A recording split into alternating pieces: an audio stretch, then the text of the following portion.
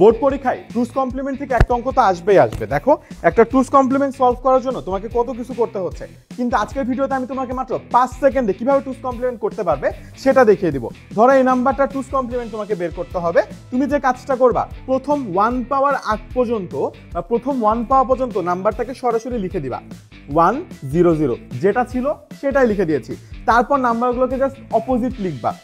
1 এর জন্য তুমি 0 লিখবা, 0 এর জন্য তুমি 1 লিখবা, 1 এর জন্য 0, 0 এর জন্য 1 এবং ফাইনালি 1 এর জন্য 0। অলরেডি কিন্তু তোমার টুস কমপ্লিমেন্ট করা হয়ে গেছে।